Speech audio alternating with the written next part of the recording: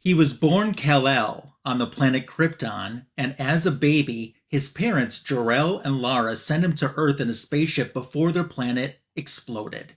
His ship landed in Smallville, Kansas, where he was found by farmers Jonathan and Martha Kent, who named him Clark and raised him. He started developing superhuman abilities and grew up to be the most powerful and greatest superhero of all time, Superman. Last month, in our last edition, he was our MVP of Avengers vs. JLA. He's on the show again tonight. Will he be the MVP?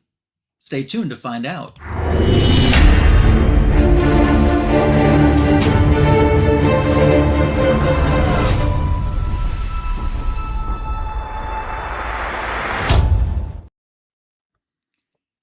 Welcome to today's edition of JLA vs. Avengers. It's John's Comics with Kids joining me. How are you? I'm doing well. I'm sorry we didn't get to talk too much before we got live here tonight. We didn't. We said, hi, hold on a minute. Then we started. Go. Yeah. Today is a very special edition, this one is, because it's our 1-year anniversary. How about that? We've been doing this show for a year now. We've gotten through the first 12 issues of JLA vs. Avengers. And I have a couple of statistics to point out. And then I had something else fun that I didn't even talk to you about that I thought we'd just do tonight. So maybe we'll kick off the show by just looking at the past a little bit, okay? Okay. So this kind of isn't a surprise, but overall, out of the 12 episodes that are already in the can, JLA has won 8 of those. Yes. Avengers has won 4. Thanks to you folks in the chat who stick around to the end and vote for whichever book you feel at the end of the discussion is the winner. That's right. So we'll find out tonight who's taking home the trophy as we begin year number 2. For MVPs, do you know which group had more MVPs? I'm talking winners. Yeah. I'm going to say it's probably JLA again. It is. And do you have an idea what the ratio is? It's probably a little closer than 8 and 4. I'm going to go 7 and 5. It is 9 and 3. Oh, they're waxing the floor with us. So our JLA MVPs from issues 1 through issue 12 have been Aquaman, Martian Manhunter, Green Lantern ×2, the only one who's in either category who's won it twice. Yep. Green Arrow, Snapper Carr, Daddy-O, Wonder Woman, and Superman. Yep. Can you name or do you remember the 3 Avengers MVP from Avengers issues? I know we had Thor. Yep, he was the very first. I know we had Cap. No. Oh, I thought he didn't win. He was nominated, but he didn't win. I know you were very upset that the Wasp didn't win. No. One, right? Was it Enchantress? That's another one. There we go. And then who would be the other person? I'll go Tony Stark. Yes, Iron Man. Thor, Iron Man, and Enchantress have been the 3 MVPs that we picked for the Avengers side. Yeah, Enchantress was a fun one. I love those like Snapper Car Enchantress like sneak in and they're the winners. I love that. Yeah, exactly. Well, I mean, 1 week Pace Pot Pete was the MVP nominee, but he lost. Yep. So for MVPs with most nominations, it's tied on the JLA side. Do you think you know who has been? This doesn't necessarily mean that they won out of between, but the most nominations for MVP. Ooh, that's a tricky one. It's tied. Just there's 2 different people, right? Okay. Yeah, the JLA because it's tied. I'm gonna say Hal. Yeah, Green Lantern is one of them. That makes sense. Is the other one? I'll go with Aquaman. It is. It's Aquaman and Green Lantern tied for the most Justice League MVPs. That makes sense. Now, on Marvel, there's only one that has the most nominations. And do you know who that is? Like a clear winner. This doesn't necessarily mean that they won between, but they were the one with the most. I'm going to assume Thor. No. Is it Cap? No, it's not Cap. I was shocked at who it was. All right, tell me. The Wasp. She's had the most nominations. Wow, She's never won. Susan Lucci of our She's show. the Susan Lucci because she's never won. So Wasp has had the most nominations for us, but has never won. Aquaman and Green Lantern, who have both won. Green Lantern twice on the DC side. Look at you bringing all these insightful and interesting statistics to the series tonight. I really, really love it, and I hope folks in the chat are paying attention because we're gonna be adding to these statistics tonight. Exactly. We're going to do one more fun thing, but first we're going to recognize our roll call tonight, who's with us in the live chat, starting with Juan Hernandez. How you doing? Hola. Thanks for stopping by. It's great to have you here. Hola, Juan. ¿Qué pasó? Yes. Empress Comics, Matt's here. So hope you're doing well. And he is going to do a little crystal balling and predict that Avengers is going to be the winner tonight. We shall see. Yes. Our good friend Tim the Comic Collector is here. So Tim will definitely go DC. If Tom is watching, Tom will go Marvel. If Tamantha is here, you and I are both in trouble.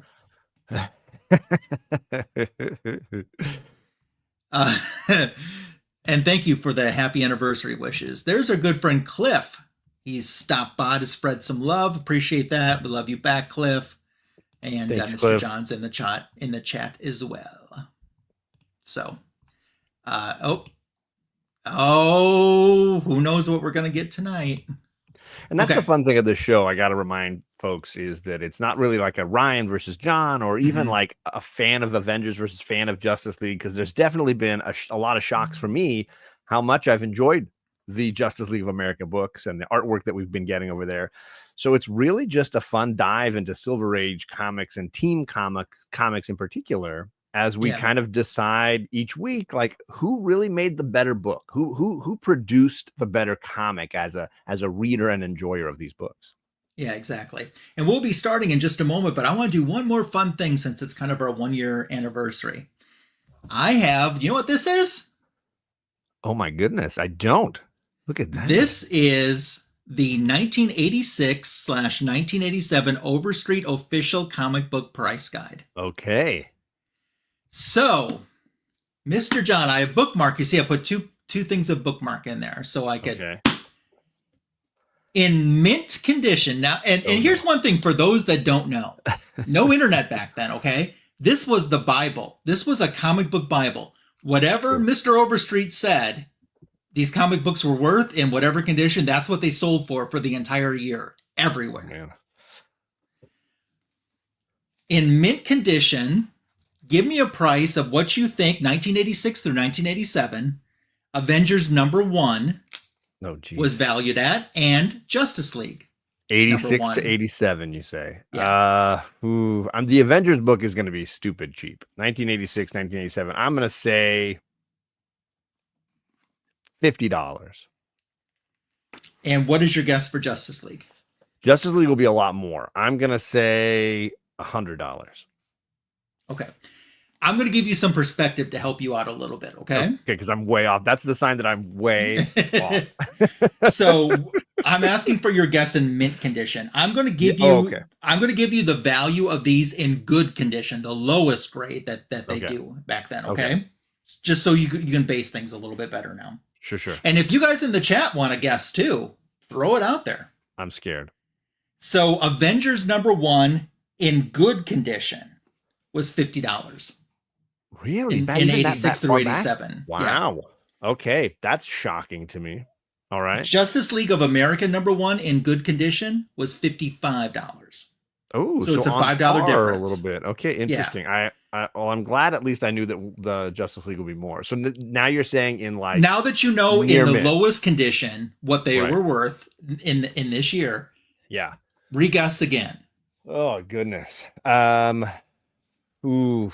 I'll go Avengers will go about $200.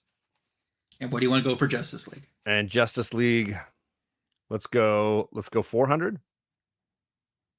Okay. Did I get any closer? Closer, but John does not make speculation video.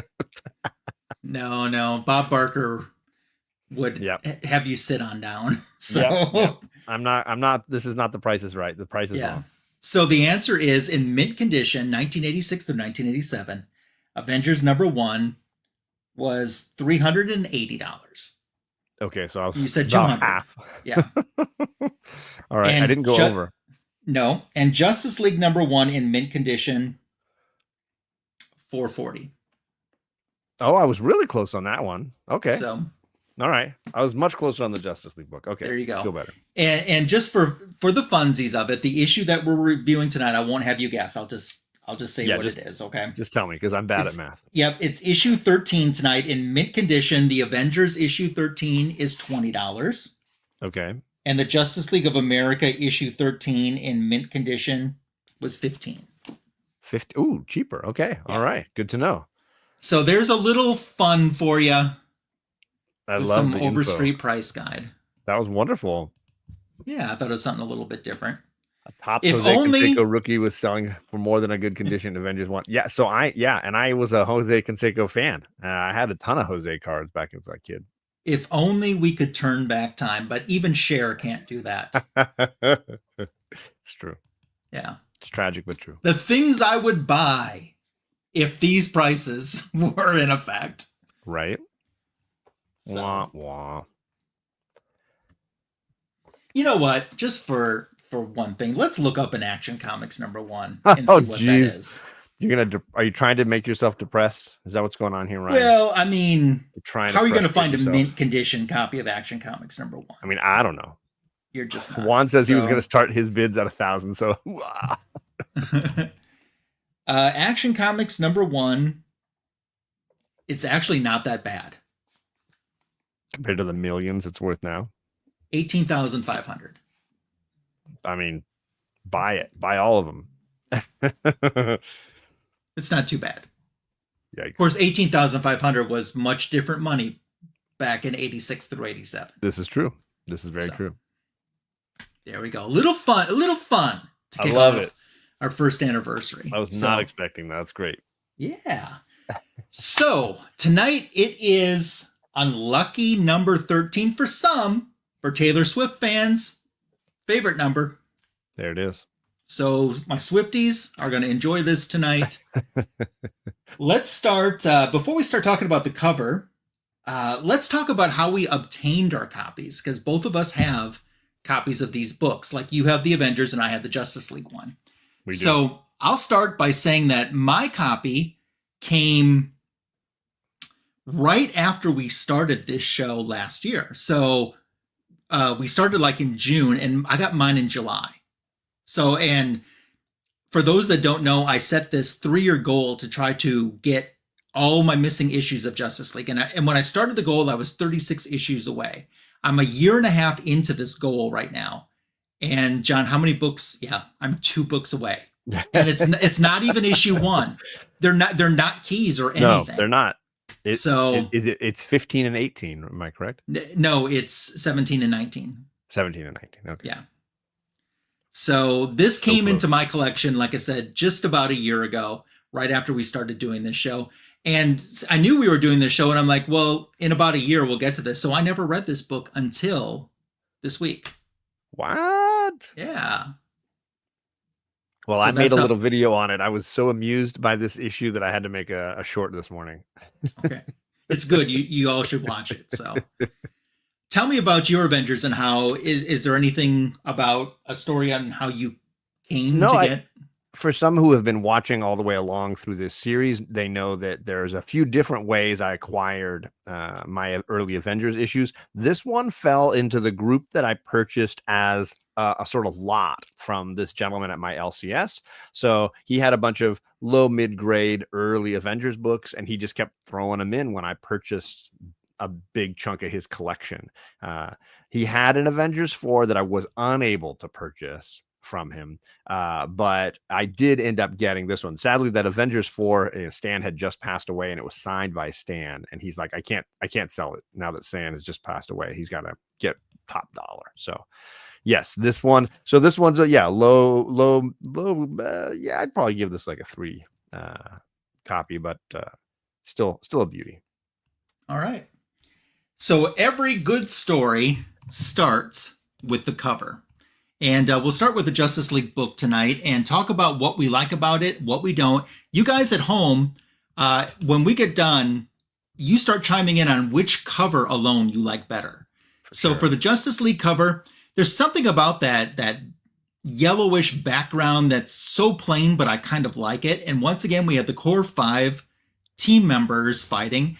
I would think, for me, as someone who looks back at the Silver Age going, well, you have to take that for what it is. Now I'm kind of like, it's an okay cover. But back then, probably for someone who saw this at a drugstore or supermarket, this was exciting to see their heroes fighting themselves, even if it is in a robot form. And robots were big back then. They really were. What are your thoughts on this cover? I love it. I love the coloring. I love the bright yellow background. In fact, I even like your color cover better than the one I've got reprinted in my omnibus here. The red, white, blue, and yellow is a great combination. Everybody's getting a moment. I love how Jordan's pose. I love what's going on in the action here. So this really is dynamic. Okay, cool. I do think it also pops by putting these robots not colored, just in like a gray, because it makes the other heroes themselves really pop. Oh, for sure. Because everything could have gotten so lost on this cover by making a different coloring decision. No, I totally agree. And it allows their uniforms to pop in a nice kind of way. I like the perspective of a lot of it. The tug of war with the 2 Wonder Women, the fists with the Manhunter. Yeah. But my favorite is still Hal Jordan looks great. And the way his ring is igniting the other ring. I love it. Yeah. Do you have a robot version that you prefer over the character version on the cover or not? No, I think the drawings of the robots are a little bland to me. They look more like statues than robots. Yeah, they do. So they don't come across as incredibly interesting to me. They're a little bit flat in that creative decision of how they drew them. No nuts and bolts or anything like that. They're given a very statue kind of vibe. Yeah. Okay. Let's switch over and talk about your Avengers cover. Yes, sir.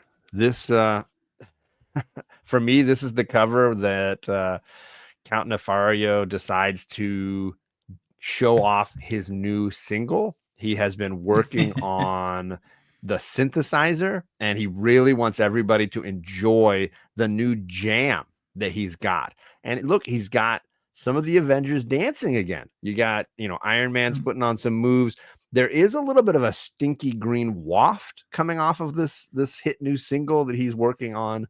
But this is the cover that always makes me giggle because it just gives me Phantom of the Opera vibes. He's just like, da-da. Yeah. Of course, as we know with Stan Lee, gotta have at least 3 giant word balloons to explain stuff. I think the cover is dynamic. I like the poses. I like the framing and the perspective, but it suffers from kind of the things that we complain about a lot in the early Avengers covers, which is, can you get much story out of a cover when there's so much to read? But much like you were saying with the JLA cover, some of that you just got to take as granted with these titles in this era. Yeah. So you covered pretty much everything that I thought about this cover. It is a little bit wordy. Again, I could do without some of the words. It is interesting, though, how they're telling you to watch out for the last page, which I've generally found when Marvel says something like that, they really do mean it. So, and they mean it this time. They do. I totally got music vibes from Count Nefaria on this cover. Yep. Yeah, he's definitely jamming, and look at, he's so into it. He's really just like, guys. Yeah, he is into it. Watch how I drop the beat here. Yeah, turn the beat around. He's really doing it. He's trying to do that mixtape. Yeah, and exactly. Iron Man's loving it the most. He's got his hands in the air. He's just like, oh, this is my jam. Yep. Wasp, on the other hand, is like, I'm leaving. You guys are lame. Yeah, she's a little bit over it. A little bit, it reminds me of when Ross tried to play the synthesizer on Friends. If anybody's a fan of Friends, you might giggle at that. But there you go. So, who has the better cover? Let's let the chat start voting now. We can still hold up our covers, and we can start sounding off on our opinions on who had the better cover. I mean, I will say I like the detail work better in the Avengers cover, but I giggle and laugh at it. So for me, if I'm genuinely picking a cover that I think is better artistically, I would go with the JLA cover. So that's just me. Mine is from February. I believe this is 60. Is it 68 or 67? It is. Let me look. I got to remember. I'm sorry. Sorry, yours is 64. 64. Okay, that would put yours 3 years earlier in 61, correct? No, because mine is, I think, is 63. Because they're so we're catching up. Yeah, we are catching up a little bit. Nice.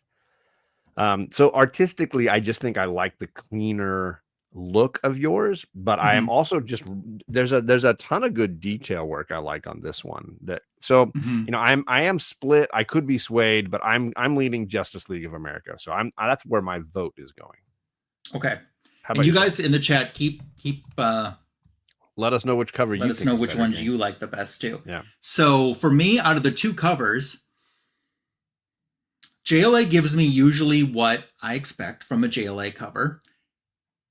The Avengers, that's a little bit different than what I'm used to seeing from them. And this time, I think on the Avengers, usually you might get like one centered hero or one big hero, and then the rest kind of surrounding. But everyone, except for Giant Man, who's supposed to be bigger, everyone else kind of gets, an equal.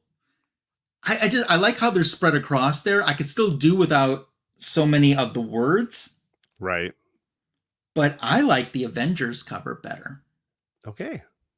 Panel is split. And looks like the chat is split so far because Matt and Juan have both voted. We'll hear from Cliff maybe in a second if he has a preference, but I know he's a big JLA fan, so I'm assuming his vote will go to the JLA. Yeah. But I think these are both solid, entertaining Silver Age covers that I don't know that there's a bad cover in either one of these. No. Kenneth Bird, what is going on, Kenneth? Hey, Kenneth, how you doing?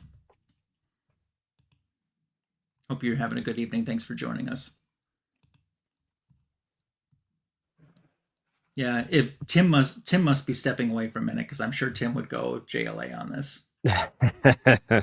There's a lot of YouTube always. I appreciate people coming by and hanging with us, and then or watching on the replay and letting us know their thoughts. Yeah. So do we wait or do we move on? Oh, we move on. Awesome. I think we move on because you can continue to let us know in the chat if you like one cover better than the other. But we got to get to the stories. Yeah, because that's what it's all about, is the story. So we don't necessarily expect you to have read both of these stories, but you can kind of listen to our recap. We won't be going page by page or anything, but we'll be giving you the general gist of the story and what it covered. You want to start out, John, by talking about the Justice League story? I can. You want to put yourself on the big screen? Yeah, there? I definitely will. Yeah, so as Ryan mentioned, this is a story with robots, and we kick off with this wonderful splash page where they're basically telling us this is what the story is going to be about. You're going to have your favorite heroes fighting against themselves as robots. And so there you go. That they always have those fun little splash pages at the beginning. And we jump right into the members, and they're all kind of off doing their own different things. We've got Speedy and Green Arrow, and they are catching burglars who've been hiding as statues when they do robberies. And just when they're about to catch them, Green Arrow vanishes. And then we jump to Hal, and Hal is hanging out with Pie, who is a character I've literally never heard of until this issue. A sidekick that I've never really known before, whose name was Pie Face. Yikes. And Hal's about to recharge his ring, and when he goes to recharge it, poof, he vanishes. And then we go to the fairgrounds where there's some kind of aerial Tom Cruisery going on as Batman and Wonder Woman. Hola, Rod. What's going on, my friend? Batman and Wonder Woman have strung a wire between their jets, and they're performing for charity a 25 flip spin move. And they dive in the air, and they're doing these somersaults, 25 of them, and then poof, they both vanish. And then we jump to Flash. And Flash is catching criminals. He's caught two of them in red hand, and he's running them to the police station, and poof, he vanishes. And then we jump to who do we got here? Martian Manhunter, and he's fighting a helicopter full of villains, and they're called the Blackout Bomb Gang, and they spread this bomb gas in the air, and they're thinking, oh, it's not going to stop Manhunter, but he never emerges, so he has vanished as well. And then we get my favorite one of these. The best one of these is Jimmy Olsen. he's concentrating. He's got the furrowed brow of a man who wants to cast a spell. And he's saying, oh, I've been summoning magical energies and I can make people disappear by just focusing my energy. And here I'm going to test it on you, Superman. And lo and behold, it actually works. Superman vanishes and Jimmy's got to figure out how to get him back again. And then we go on lastly to Aquaman. He is swimming down in the coral. There's a sea quake and he's worried he's going to get trapped. He's trying to get himself out of this cavern he's stuck in, and poof, he vanishes as well. And then that concludes part 1. What's up, Christina? Hello, hey, friend. Christina. Part 2 has our heroes flying through space and time. They have been sort of frozen in time, but moving in through dimensions till they land in this strange metal laboratory in an alien dimension planet thing.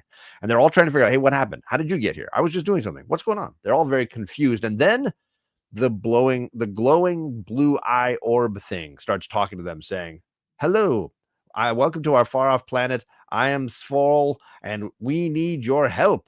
As people often come to the Justice League for assistance. They say there's this evil genius that has been tormenting the galaxy, and they've been draining the resources from planets. And we've been struggling to survive amongst this evil monster. And we decided we would compete in a battle of will, a battle in a gladiatorial fashion. But every nation or every planet that has competed against this monstrous machine has failed, because the machine seems to duplicate them as a robot, and the robot defeats whoever goes to this planet into the gladiator ring. There you go, arena. So it is asking for the JLA to assist them and defeat this monster, knowing full well that the Justice League will do this because eventually this thing might seek Earth and do the same thing there that it's been doing here. So they aboard this strange little space skiff and they fly off to the gladiator arena. That concludes part 2. In part 3, they are confronted by the creepy alien who's like, sure, you can compete. I love competition. Come on down. And he flies them into the arena where the giant robot machine is, and it instantly creates 1, 2, 3, 4, 5, 6, 7 of the Justice League members, but no Aquaman. Instead, they're like, hey, there's not a lot of water on this planet. Maybe we should just make a fishbowl for our guy here. So Al makes a little swimming pool for Aquaman, and Aquaman has to basically play in the kiddie pool while the grown-ups get to fight robots of themselves. And he is sort of coaching them. And I'm going to read every single thing that Aquaman cheers because I think they're hilarious. And I want to make sure people hear them. So, yeah, they're facing off against robotic versions of themselves. So they're fairly evenly matched. And this is something that they discuss at one point. Like, how can we defeat something? How would any side win in something like this? And the aliens had said, well, clearly the robots are somewhat better because they always tend to win. So first, we've got the Green Arrow. He's shooting arrows at himself, and they're just bumping in midair. You've got a tug of war with the Wonder Woman. You've got a fist-punching battle thing with the Manhunter.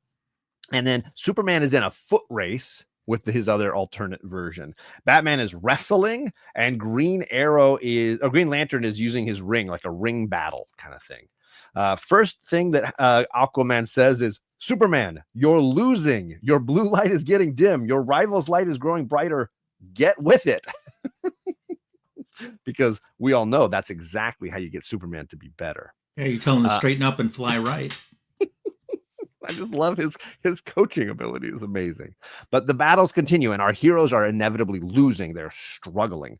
And so that's when he decides to speak to the Flash, who's spinning in a circle, and he says, snap out of it, Flash. Turnabout is fair play. And Flash is like, ooh, maybe if I turn about, I will stop this robot. So he starts spinning the other direction, and it seems to work. He seems to break apart his robot.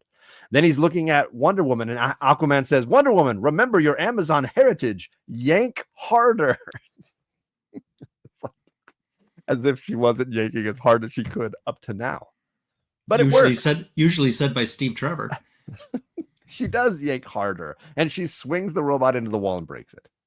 Then he says to Superman, Superman, I can't see you, but you're way behind. Your blue light is almost out. Don't let us down. Go faster. Because we know he was going too slow, right? Let's see. What does he say to Green Lantern? A man who won't be beaten can't be beaten, Green Lantern. Somehow that works. And Hal's like, oh, wait a second. That little boost is what I needed. I will push a little harder with my willpower and I will defeat the robot. He looks at Batman and he says, Batman, you can't let a metal man beat a human. And that's enough. That's enough coaching. Batman's like, you're right. I can't. He wipes some sweat off his hand and uses it to electrify the robot to defeat it. And then he says to John Jones, hit him at his weak point. He's like, weak point? Wait, I have a weak point and it's fire. Maybe I'll create some fire and throw it at him and then defeat him. And then he sees Green Arrow and he says to Green Arrow, don't let that throw you, Green Arrow. All you need is a break. He's like, a break?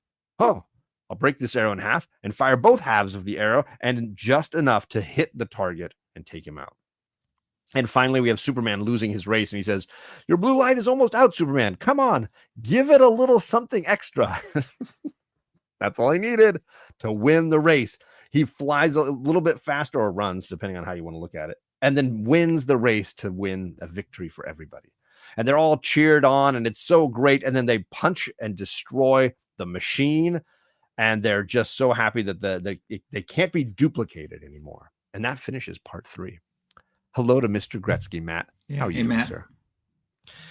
So the team is like, oh, we've done it. This is amazing. We've just barely won. But they're like, wait, we still have to defeat the life force engine. Destroy that first. We can't leave Aquaman here without a babysitter. Let's put a TV for him so he has something to watch while we're doing this. And they start flying around the planet looking for this machine. Everywhere they go, they're looking.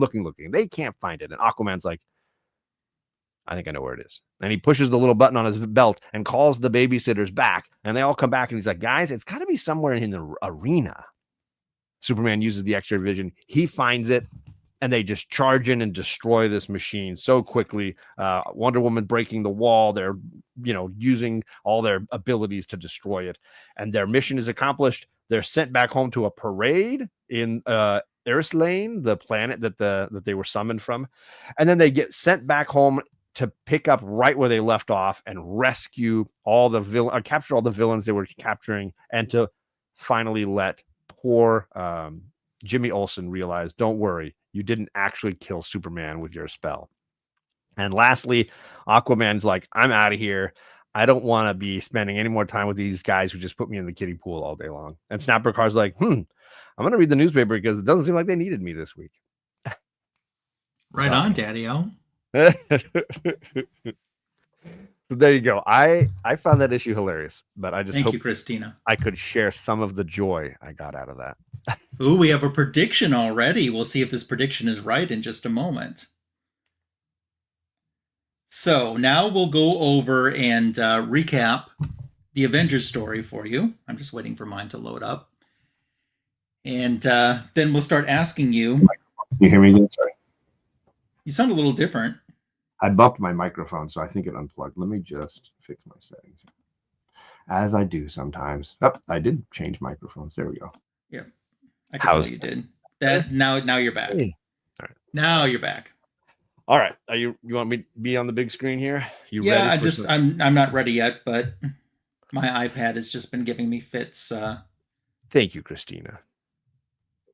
It's fun having you guys all here talking these stories. And let us know what you think of the stories as we go along. That's part of the fun of these books, is getting to put yourselves in that childlike Silver Age mindset where you're able to enjoy these again. Yeah, exactly. That's what it's all about. I definitely felt that reading the Justice League book. Yeah, definitely. This takes you back in time a little bit. For sure. Yeah.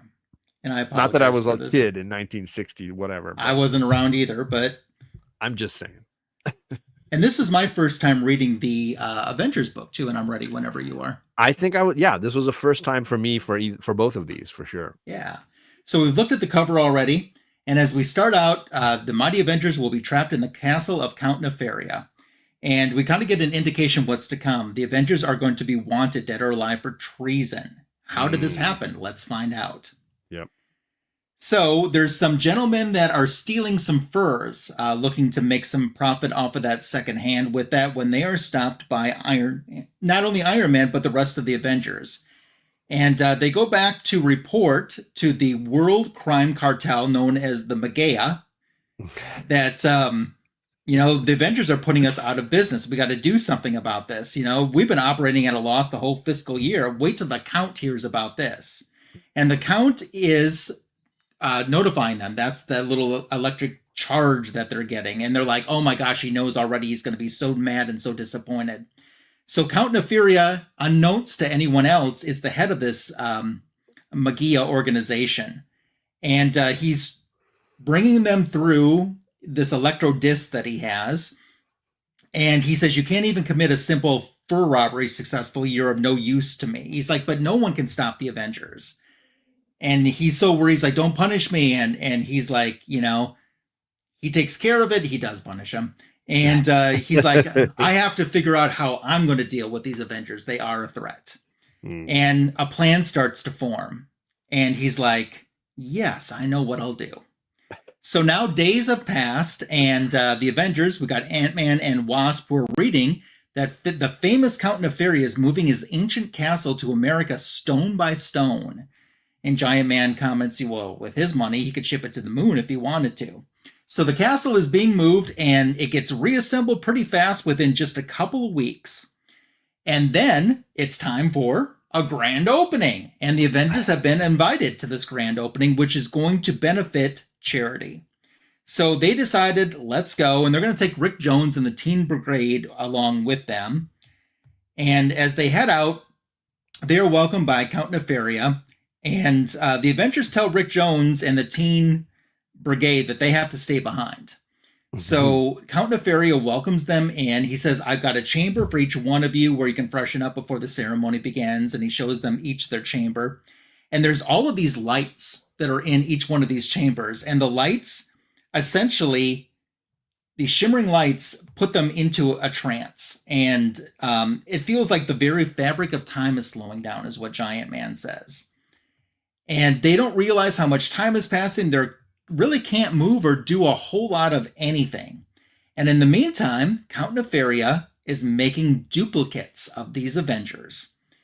And he has this plan of what to do with these duplicates. He sends them out into the world, and they head to a high-level Pentagon meeting where they say, we are the most powerful, so we are fit to govern. There's no one stronger than us. You're all dismissed in the name of the Avengers from now on. Our word makes and enforces the law, and anyone who defies us will be destroyed. And they're shocked at what they're hearing. So they decide, well, after the Avengers leave, we can't have this. The Avengers have declared war on the U.S. essentially, so they're wanted, dead or alive. And, the all points bulletin goes out. The military knows it's time to take down the Avengers. So in the course of our real world, a few days have passed, but to Avengers, they don't really know because they're under this light ray, how much time has passed. But the Teen Brigade is outside, and they know that they wouldn't be left waiting out there. Especially Cap would never let them wait out there so long. They've been out there for hours at this point. And maybe it was hours instead of days, I'm sorry. And so they decide we need to start to get in a little bit to do some investigating. And as they're starting to get in, the Magea crooks essentially start tussling with them and throw them into a cell in this castle. So now Count Nefaria has gone back to the real Avengers, and he says, oh, the ceremony's been postponed till tomorrow, so you just have to come back then. And they're like, okay. And they're more shocked that the Teen Brigade and Rick Jones are not out there. And Count Nefaria is like, hey, I've called the army. They should be here any minute. I've turned them in. And yeah, the army does show up. They don't ask questions. They just start fighting and attacking. The Avengers don't know why they're being attacked because these are the real Avengers. But they start to fight back because anyone that's attacking them, it can't be for any good reason above. They have ground troops. They have aerial troops as well that are working on them. And the Avengers with their might and their speed and their forces behind them are kind of taking them down pretty fast. So that's what's going on in this next portion of the story. And Ant-Man and Wasp have shrunk down at this time to small size, and they want to get to a newsstand to see if they can try to figure out what has happened. And when they get to one, the words are so big that they have to get so far back that they can't even understand what's going on. Yeah. And then finally, backing up enough, they realize from this newspaper article that they've read that the Avengers are wanted for treason. So they go back and tell the Avengers, who are now in a little makeshift emergency headquarters it's kind of like in a cave, like another superhero team that we know. And they filled them in, Ant-Man and Wasp have filled them in exactly on what's happened. So word of this is spread even to the Mighty Fantastic Four, who think that, if Avengers have turned against America, we've got to aid in the fight to defeat them.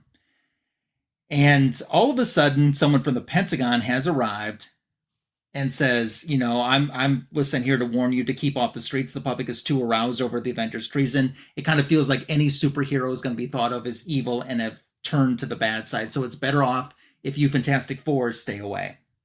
Now in the bottom of this dungeon in the cave, we have the Teen Brigade again. And they're trying to find a way where they could possibly contact the Avengers. And one thing that they have going for them is Count Nefaria doesn't know that they're all ham radio buffs. So they're trying to send a signal out, and the Avengers in the meantime have tried to come back to Count Nefaria's castle because that's the last place that they knew the Teen Brigade to be, and they're looking for them. And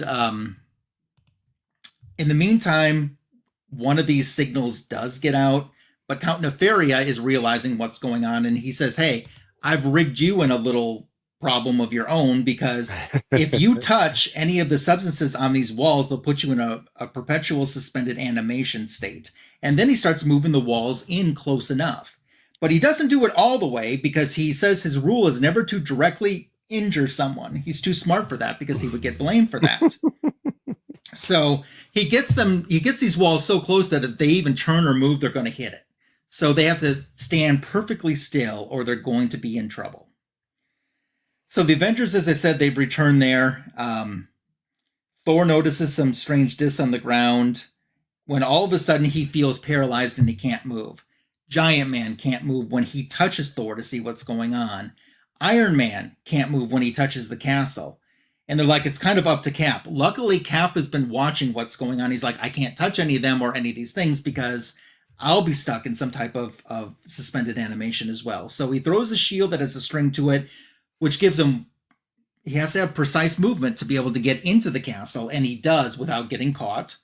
And the Magia group starts attacking him, and he's just knocking him down with the shield left and right.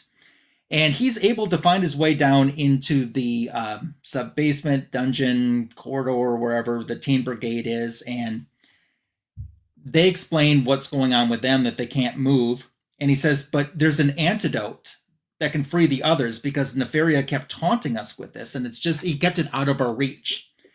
So Cap is finally able to free the Teen Brigade. They take off to free the rest of the Avengers while Cap goes upstairs. And Count Nefaria at this point, he starts to attack Cap. And it's this light ray, a cold touch chilling his limbs, and makes him uneasy to move, and he's captured, and he's strung up. And then all of a sudden, busting through the wall is Iron Man, and he says, we're going to get you. And the goons start to run, and they're lifted up in a net that kind of captures them, and Giant Man grabs a hold of that.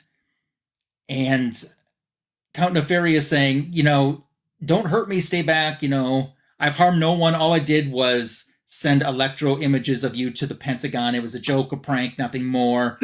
I'll give you half of my Magia Empire. You'll be rich beyond your dreams. But this has been overheard by a police officer who's ready to capture him. And you think the day is all good and fine until we get to that very last panel where Rick Jones comes in holding Wasp. And Rick Jones says, during the fighting, a stray bullet hit her. Just a 1 in a million chance. She was trying to protect us. It all happened so fast. And Ant-Man says, Giant Man, rather, I should say, says, No, she's so still, so lifeless. And that is a cliffhanger ending for us. Stunning, shocking, twisting ending. I think it's the first time. I mean, we've had stories, the effects of one played into another, but this is like our first cliffhanger, you know? So, you in the chat can start. John and I will start flushing out some comments about both stories, but you've heard a gist of what happened in both stories. So start telling us which one you're going to vote for. Who had the better story right now? Is it JLA or is it Avengers? Which book do you want to talk about first? Well, we just did the Avengers, so let's talk about that one. That sounds good.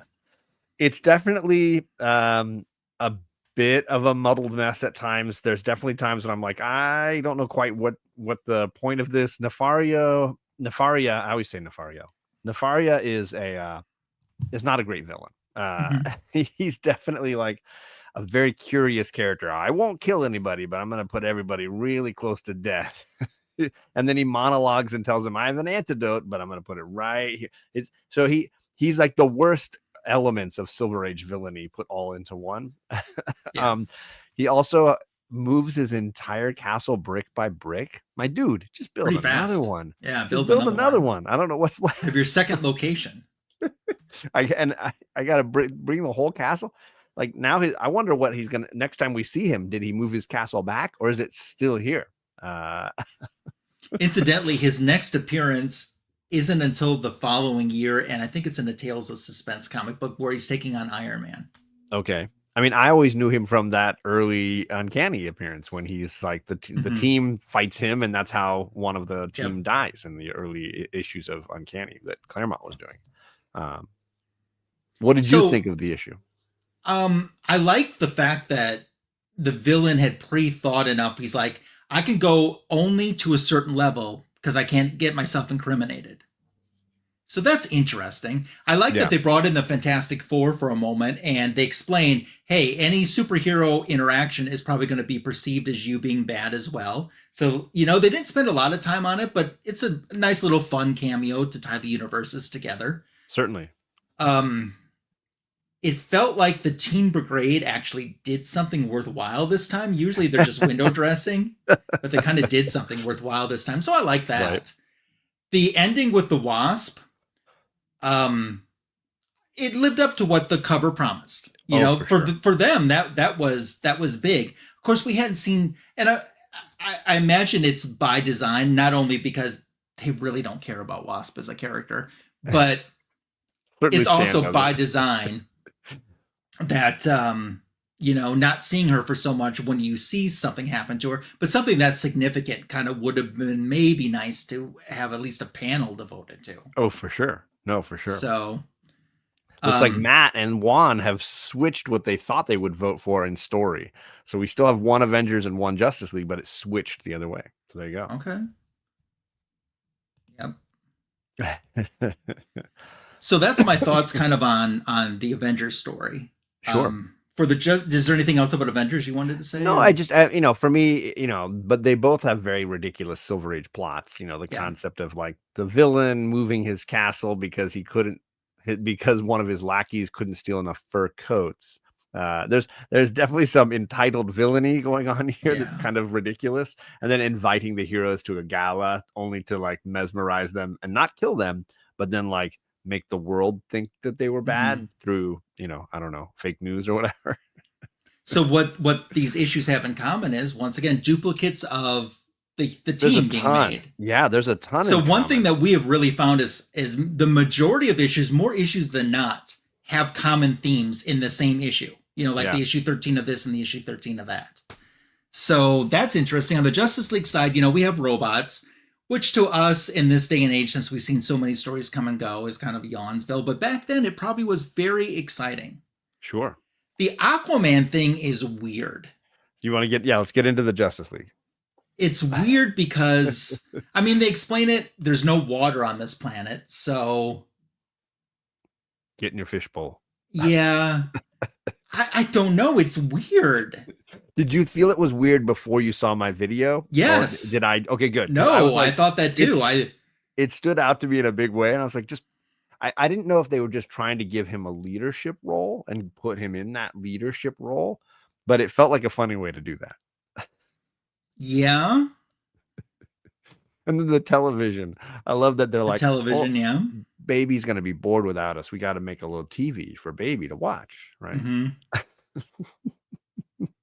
And then they're all going to go search for the earth-ending machine, and they don't start right where they're at. They just scatter to the ends of the universe, but they could have just started right there and found it right away. Mm-hmm. Yeah. I do kind of like how you call them, babysitters and stuff in a way. And I hadn't thought about that until you kind of referenced it like that. But yeah, that was true. So I love the Jimmy Olsen stuff. The Jimmy Mhm. Olsen stuff. Ultimately, this whole issue felt like a comedy to me, and I was Mhm. laughing a bunch. I had a bunch of giggles, and I got my money's worth in laughs alone. But the Jimmy Olsen bit was one of my favorites, and the Okay. drawings of Jimmy, the poses that he's in, like gonna cast this Mhm. spell on Superman, and then the look on his face when he vanishes, that gave me a lot of laughs. Yeah. So what are you going to say? What do you say is the best story between the two? I think it's really close, and one of them is clearly more dramatic and has a Mhm. little more like drama to it, and the other is more comedic for me, at least. It has some laughs to it. I think I'm going to lean heavily, lean a little bit towards Avengers on this one. Something about that ending that you pointed out, something about the sequence with Captain America that I really thought was dynamic, and then I'm going to make a video on this tomorrow, but there is some relation to like modern comics that like it reminded me a lot of what's modern comics get called, woke or whatever. And I was like, there's some woke happening here that I thought was very funny and very interesting. So expect another short from me on this one. But in the end, I think it just narrowly comes out ahead as an Avengers for me. What about you? First of all, I look forward to that next short too. So for me, there was a clear-cut winner, and Okay. it was one. It's not the one that I'm not voting for. It's not that I dislike the book, but the other one was just more for me. And maybe I can't express why it was more for me, but it just was more for me. So that's why I'm picking Avengers as my story. Okay. And that was the one that I just liked a little bit more. Okay. And obviously it's a slightly less action-packed issue because we fight with the military for the most part, and there's a little bit of fighting at the end, but it's more of a dialogue character one than we normally have seen up to now. Yeah, sure is. So there we go. The artwork. So we've had the same teams for Avengers has switched a little bit, but it's been consistent for several months by this point. Yeah. JLA's been consistent the entire time. Yeah, JLA has been very consistent. And then now we've had Don Heck for a handful of issues after Kirby stopped, right? Yeah. Is there, what do you want to talk about? We'll start with JLA. What do you want to talk about with the JLA? And we'll also at some point have you pick your favorite panel from the JLA. Sure. They do a lot of good, exciting action. I think the exciting action works really well for me in this. There's several really great like group shots where they're all running together or they're battling together. Not necessarily my favorites, but like a lot of it felt like you want a team comic to feel, where they're working together, they're conversing together, their powers are coming together. So for me, that was a lot of fun. And then I love the outer space stuff.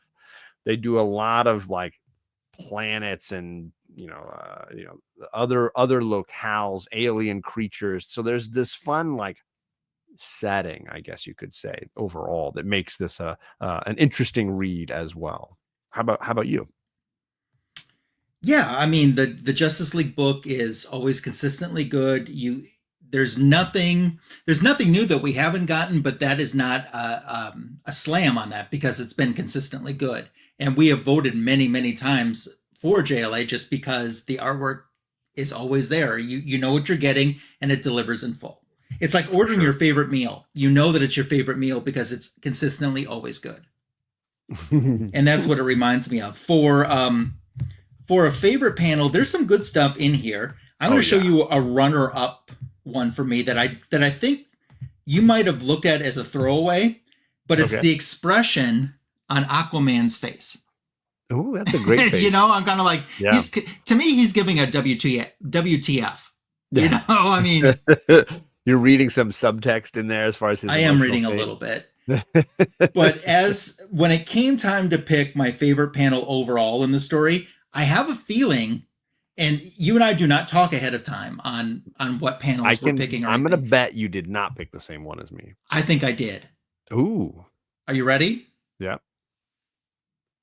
That was my runner-up. I love. Oh, it was that one. okay. It's so. It's just the way his hands are, and it's the way that Superman's expression. Oh, it's so good, and like every single panel on that page is marvelous. His reactions are so great. I was very close, but no, I went with something a little. I mean, yeah, that's a great one, and honestly, I laughed at each panel. And then the drawing of Superman is so strong too. That pose, yeah, it is, so great.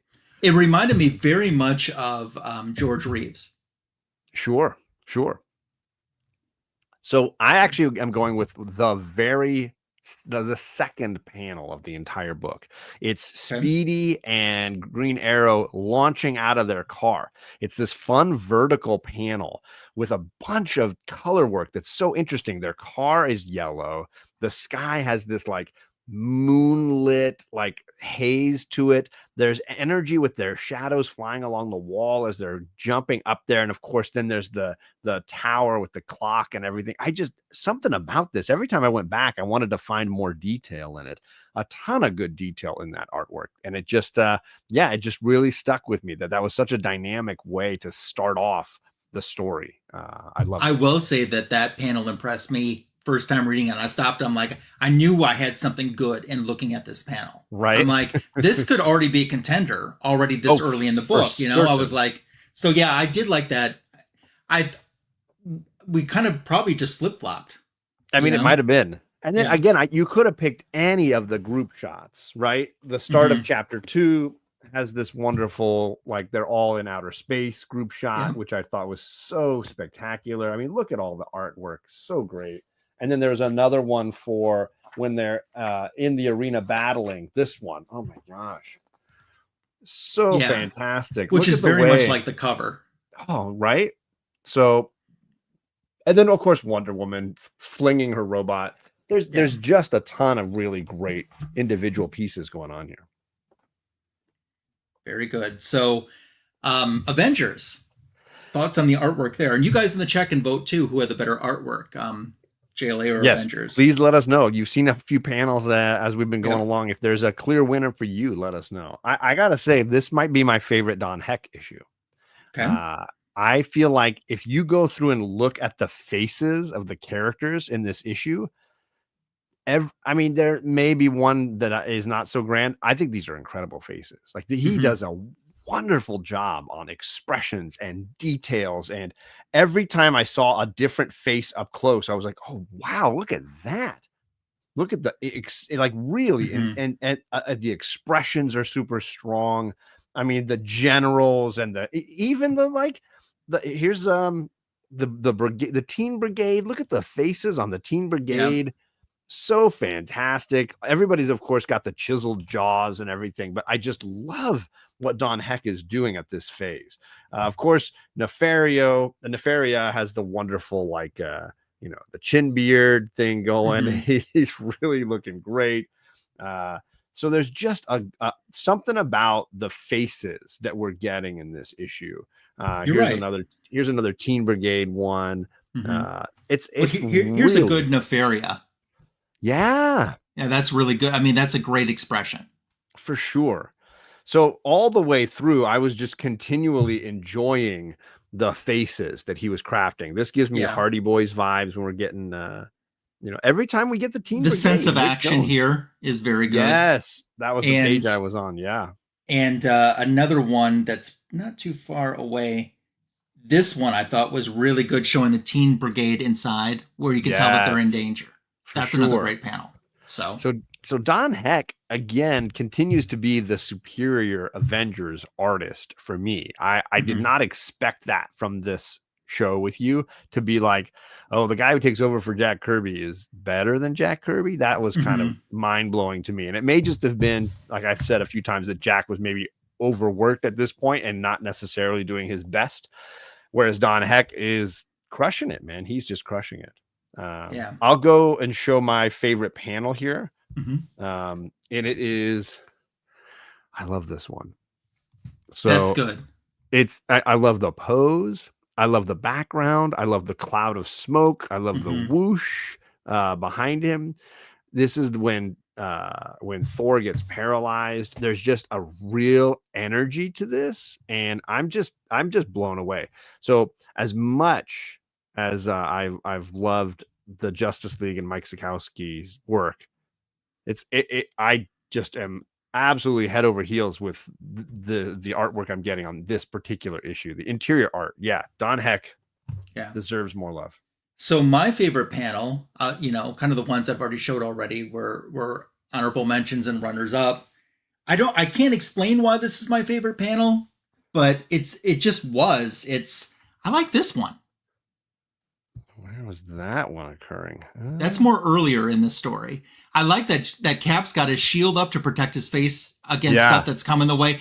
The Thor swinging the hammer. I don't know, the sense of motion, and I like that one a lot. Yeah, really dynamic. Yeah.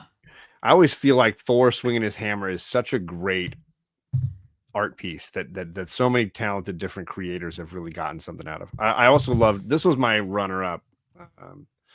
I loved this Iron Man one. That is good, yeah. Where you get the jet in the background, and it might just be the color work going on here, but the color of that cloud so great. And again, the pose of Iron Man looking really, really fantastic on that panel.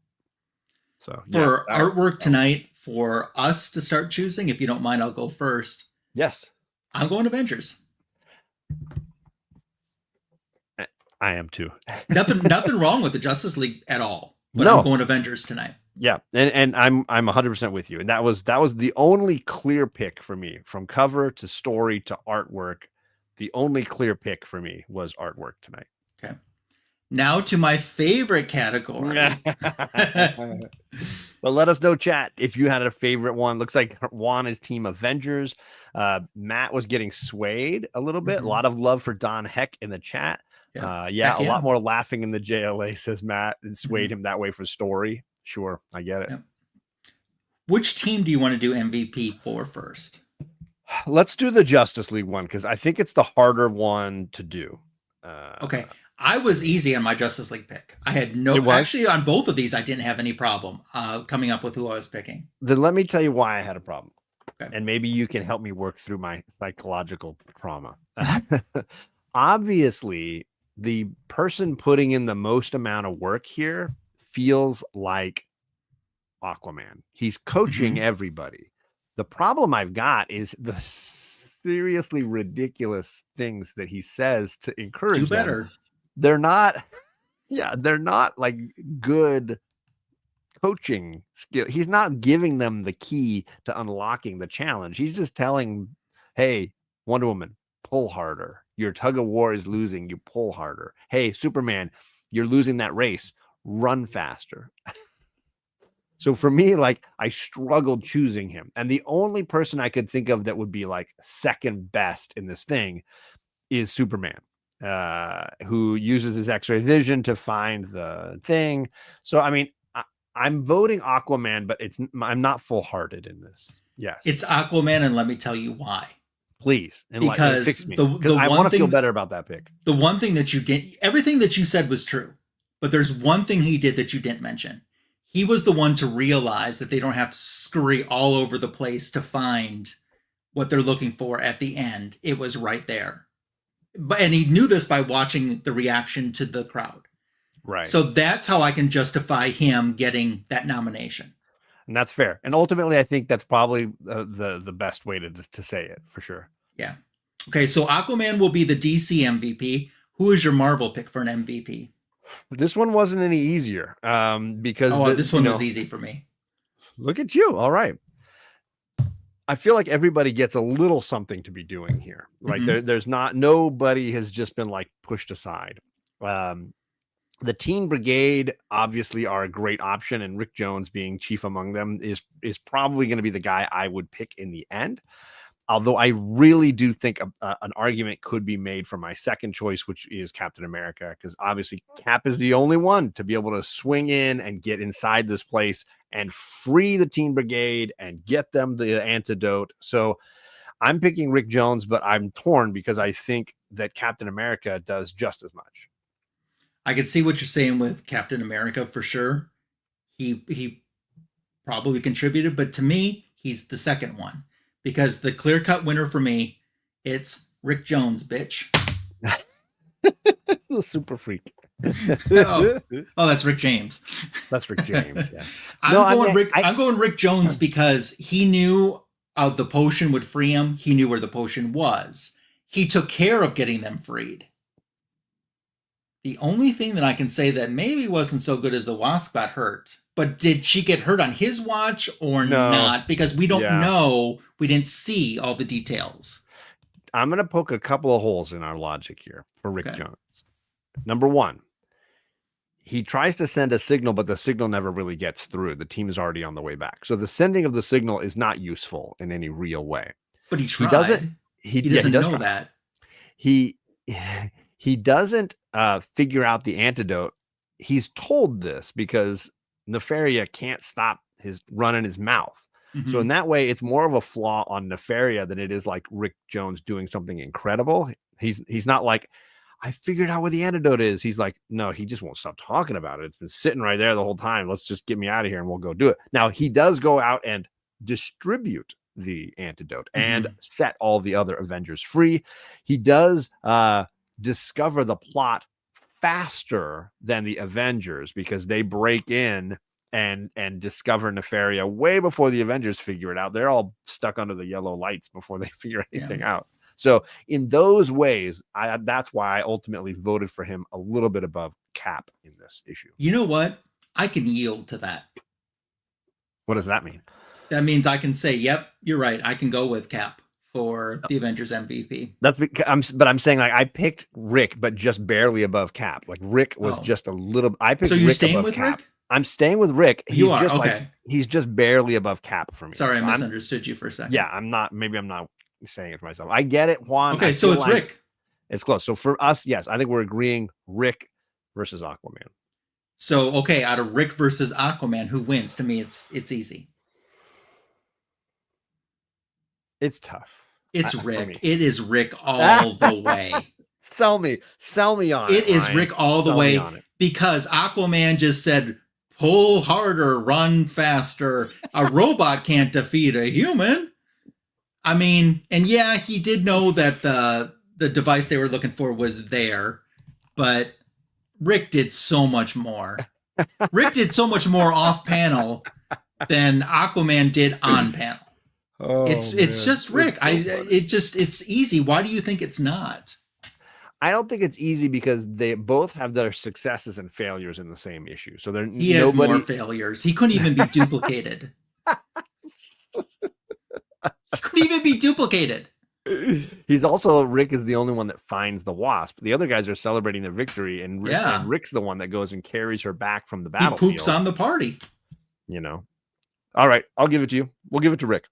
It's Rick. I was torn, so like even in picking my MVPs at every stage, I was like torn and not really convinced because for me, there's no clear cut anything. But I'm glad that it was clear cut for you. Yeah, it's Rick.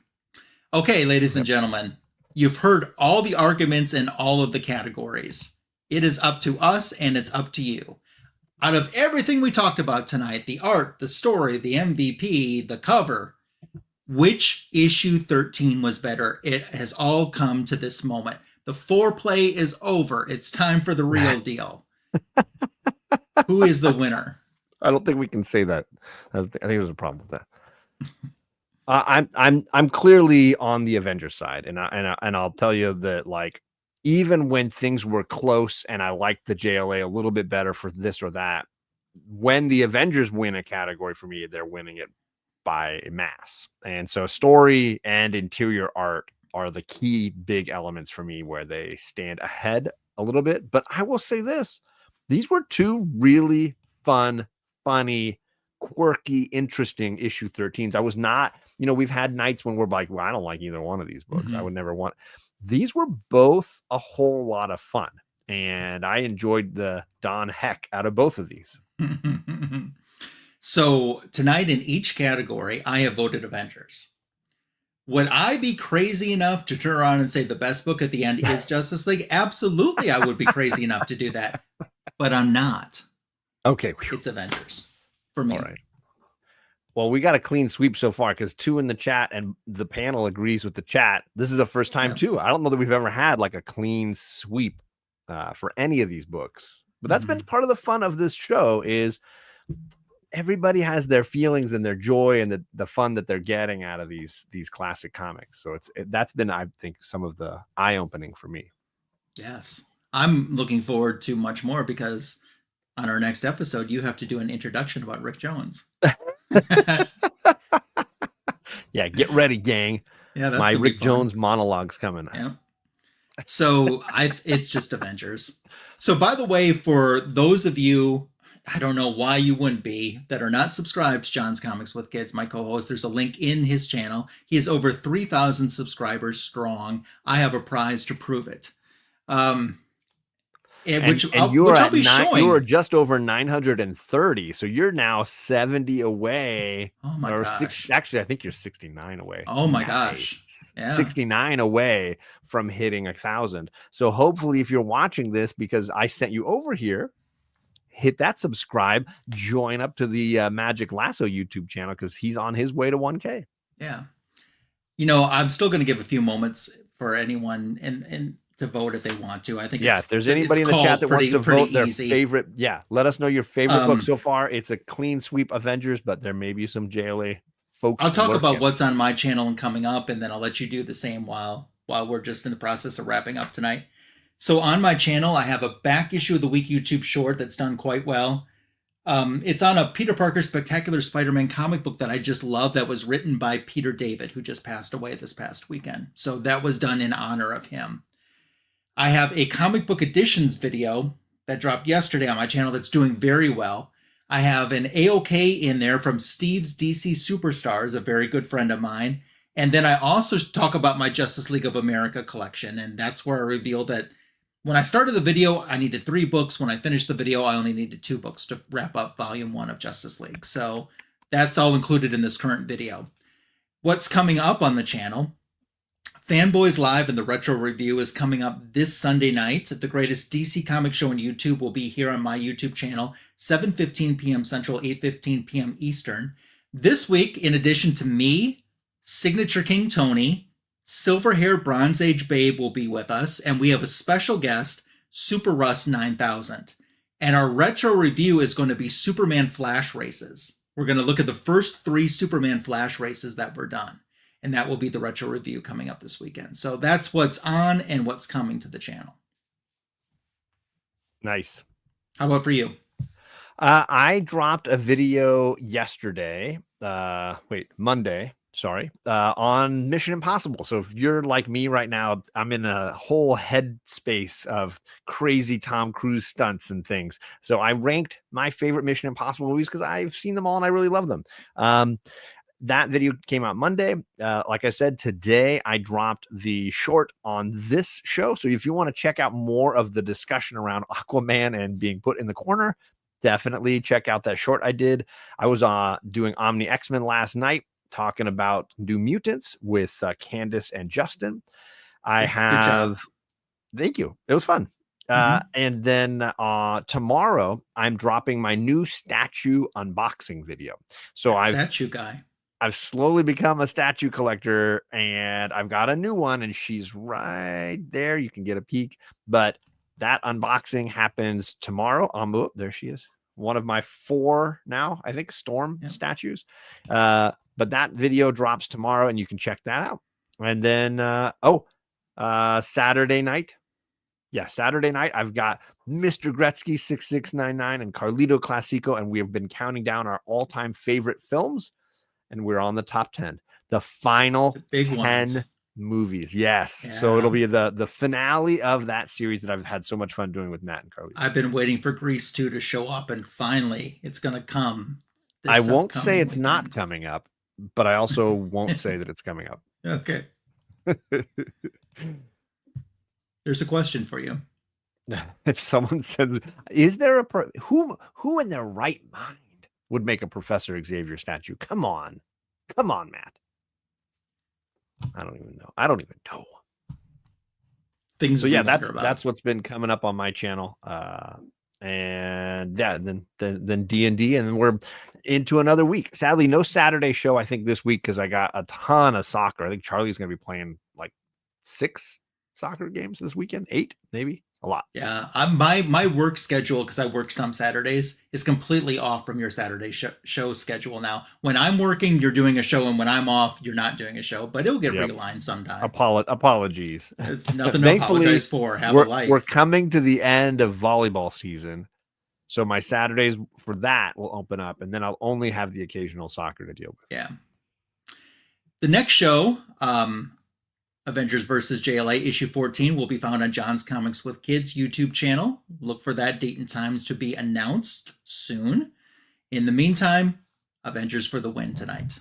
So they assembled pretty well tonight. Thank you for watching JLA versus Avengers. Thank you for your friendship and support. If you watched on the rewind, we certainly do appreciate that as well. And even if you're not here with us, we know that you were watching. So thank you. Thank you, Juan. I appreciate that so much. So thanks, Matt. I want to see you get the 69 too, Juan. And maybe it'll last for a while. Anyway, that wraps up today's JLA versus Avengers with an Avengers win. Have a great week. Happy, healthy, and safe, and we will catch you again soon. Take care. Good night.